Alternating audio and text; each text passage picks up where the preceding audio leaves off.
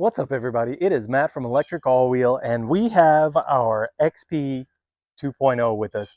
Factory controller. We are going to add a dual battery, and on this version of dual battery edition, we are going to add the 52 volt, 15 amp hour high long battery that we recommend in the bag set. Now, before we go any further, we must caution you, it is prudent to never extend beyond the spec limits as indicated by the bike. So for the Lectric XP 2.0, this bike is a 48 volt system, and I cannot stress that to you enough. We recommend always staying within the spec limits of the system that you have. So 48 volt, use a 48 volt battery. That being said, we're going to test out a 52. We'll get this installed.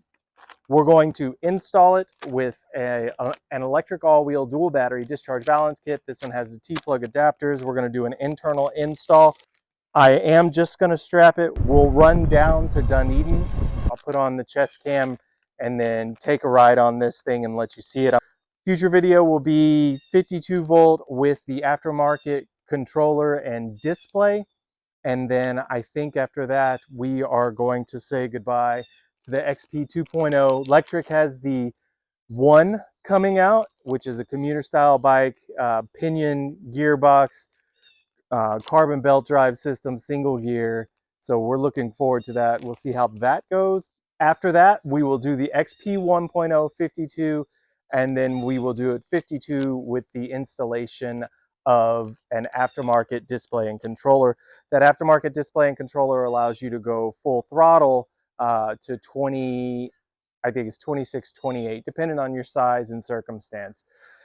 If you haven't already, give us a like and subscribe on YouTube. It is our primary, and if you're in the area, check out the Facebook group, E-Bikes of Tampa Bay, Florida. Get in there, make an event. You guys got to get to the top, scroll over, pick events, make the event, and go for a ride with your e-bike friends. Here we go.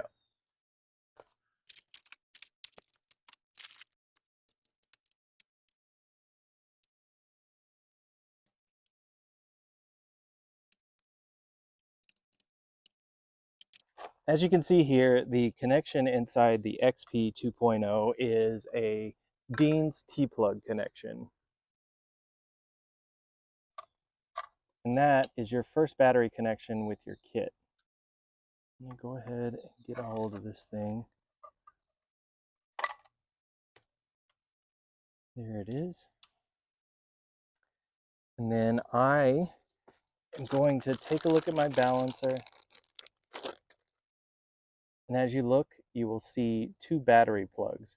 This one goes out to your controller, but the two battery plugs are female for the XT60 and they're actually male for the gold pins in them. So I need a male XT60 end from one of my extension cables from my kit to come up through this box. So I'm going to come in from the back side of the controller compartment. I'm just going to feed it right through there.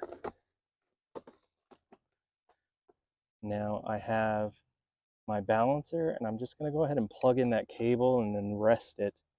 And then what I'm really after is to see if I can just get this right back into the compartment straight away.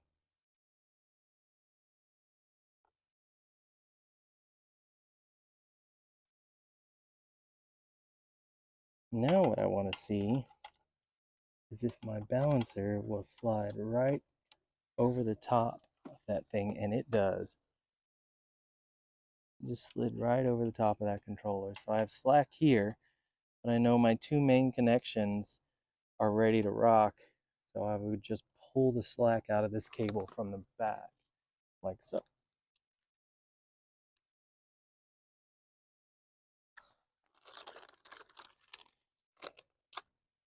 Some of you are going to need to take this whole thing out, and that's okay. Just be mindful, be patient, be very patient, and be careful. The connections for all the other wiring just need to be minded while you're in there.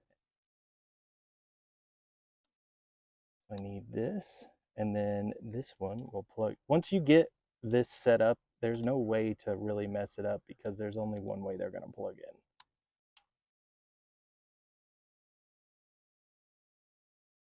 All I'm doing right now is just kind of unwinding the wires, making sure everything looks nice and tidy.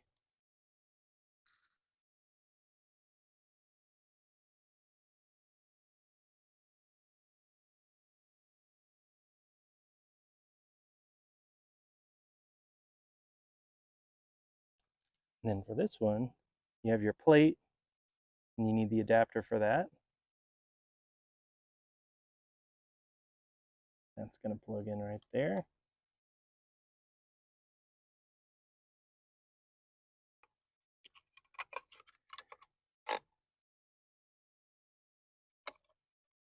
And then there we are.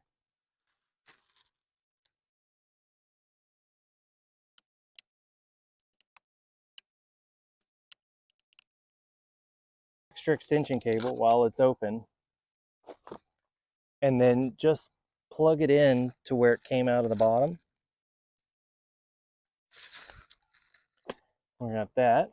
And then I have the battery. So what we've done is we've just taken the cable from the back, run it around, and then plug the second extension in. And I'm just going to open up this battery and get my power cable accessible. And I'm just going to plug it in. So I'm going to leave the bike in half. There's power. Let's see what the voltage says. 54, so it's like a fully charged 48 right now. Like I said, I have used this battery already. Then we'll put it in PAS 1. All right, so it's working. And the only thing that's connected is the 52.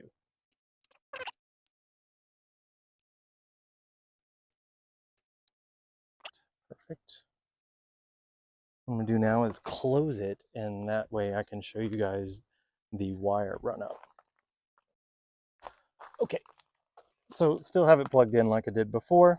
I'm gonna unplug the 52, and this is the cable that's coming out. I'm gonna send this up through this opening in the bottom, and I'm just gonna bring it up here and then give it a little loop-de-doo.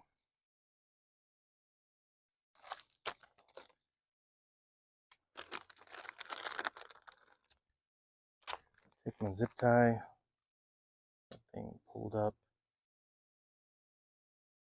and then I'm gonna loop underneath what is the lock mount.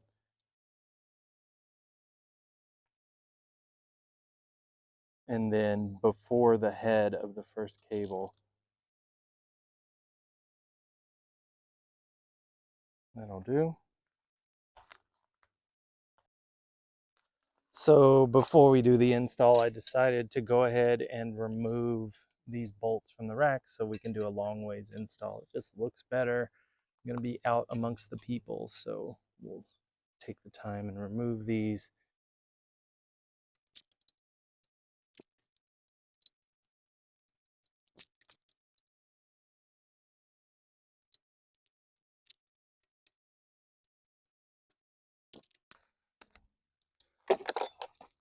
So now we'll grab a battery, install long ways, open it up, plug in the cable, tuck the excess,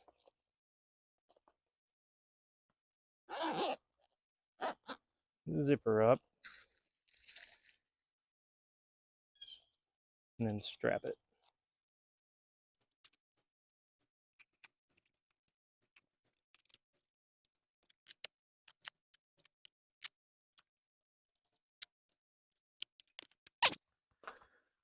At this point, we're just going to get it inside. We're going to put a charger on it, and then we are going to take it for a test ride. We're going to run this thing from here to Dunedin, get some miles behind it. I think we'll get 8 to 10 miles in the round trip, and we'll try and run that at 20 miles an hour so you can see full throttle the whole time. We'll do voltage from the beginning and then voltage at the end so you can see that. This is one of my favorite things now. it allows me to listen to my headphones while I ride, which is pretty awesome.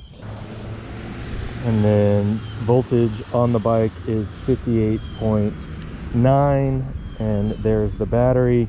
Once this gets down to the 54.6 volts, then it will run in line with the factory battery all the way to low voltage cutoff.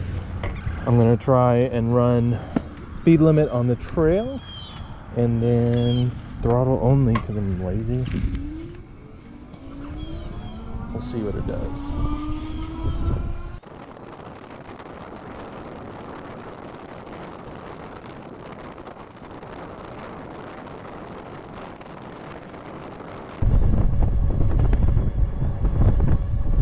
So we're seeing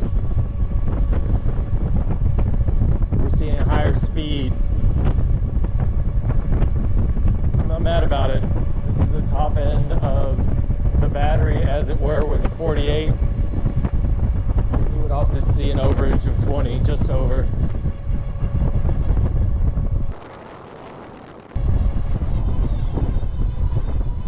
I'm not pedaling up this ramp. I think it's 7%. I'm gonna be on your left. Like your bike.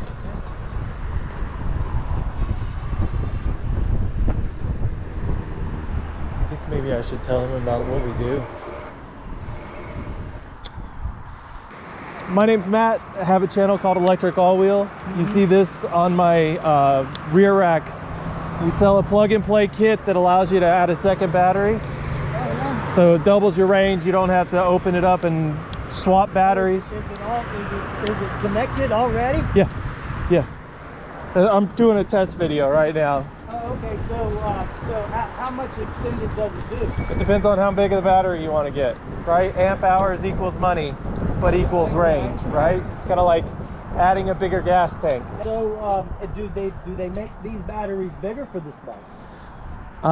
They make the long range now that is 14 amp hours, but for the money, I would say check this out. I don't have a card. I wasn't anticipating shopping, but I saw your bike and I know you're pulling weight, so I figured you might be interested. Yeah. I just added all this weight. I was just, on a regular trailer, but I got it used in November. If you feel like you must have a factory battery, you're going to pay their retail price. I believe that's $200 to $500. Battery. Okay. I do. Electric All-Wheel. We had a custom 3D printed clip made with the 5-pin connector, so you can externally install one of the factory batteries and then use the kit and have it plugged in at the same time. The YouTube is the instruction set and then all of the products, right? And that way it'll navigate you where you need to be. Awesome. Make sense? Yeah. I'm there. You'll like it. What's your name again? Matt. Matt, I'm Keegan. You'll see my mug across all the thumbnails on it. I do the most incredible Paul Simon tribute on the planet. Oh, yeah. Where do you play? I'm going down here, just behind the History Museum. Okay. On downtown Dunedin. Right. Can't go wrong with Paul Simon, man. You can't, man. I found that out. And rolling with electric too. Yeah. All right, man. Mine's a speed test. Good luck. I really like your ride. Check us out. And if you have any questions, email me. Sounds good, man. All right, take it easy. I like the idea. Awesome.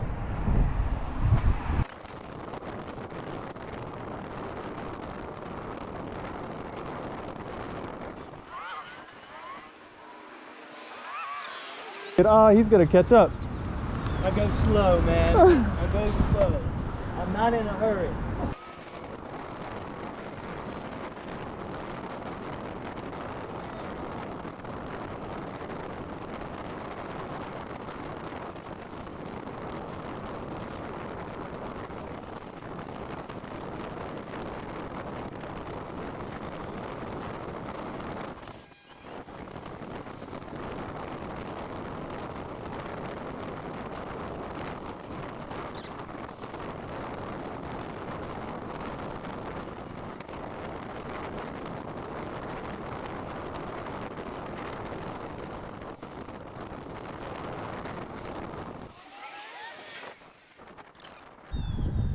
Voltage is at 56.4.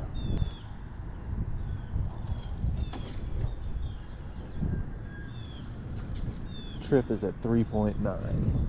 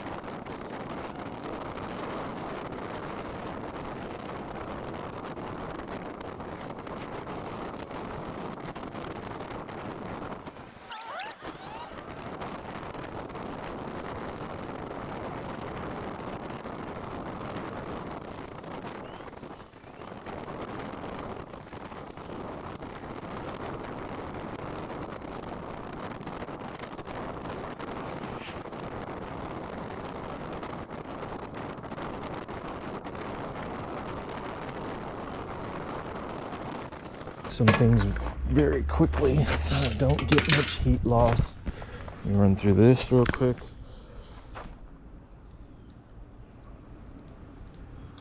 7.7 miles. Voltage is at 54.5. So we are just now tapping into the battery, the factory original battery for the bike, and we have dropped the voltage of this battery down to 54.6. So they are working together right now. I'm going to open this thing up and see if I can get a temperature reading on it, and also look at the bullet adapters.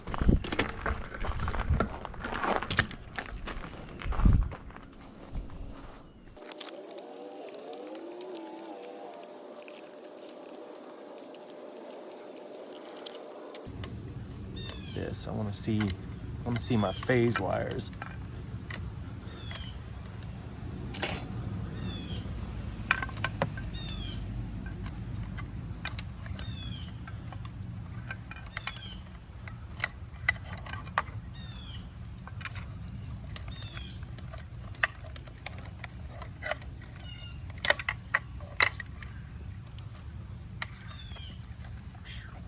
She's hot. 127, 128.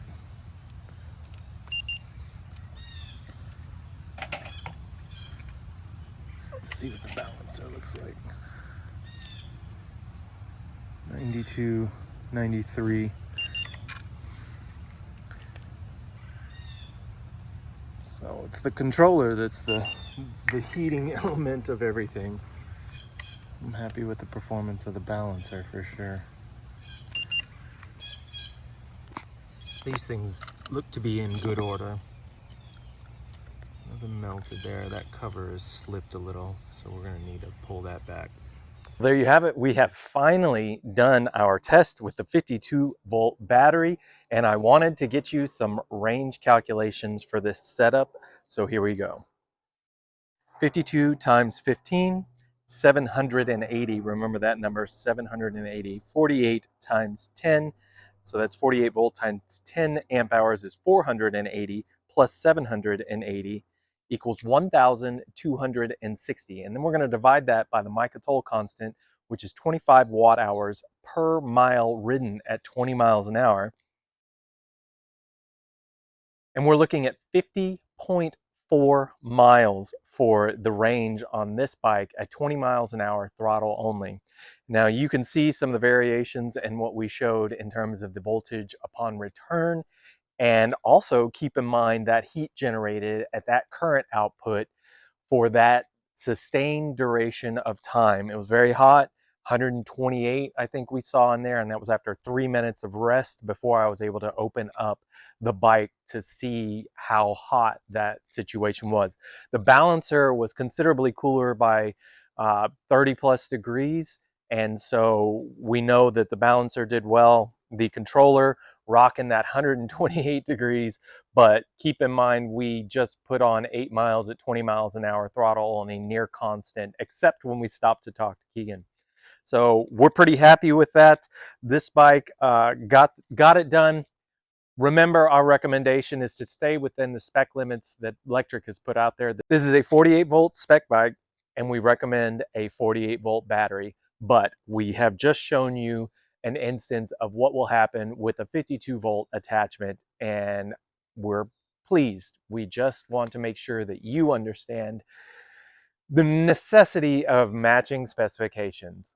If you haven't already, give us a like and subscribe on YouTube. It is our primary, and if you're in the area, check out E-Bikes of Tampa Bay, Florida. We'll talk to you next time.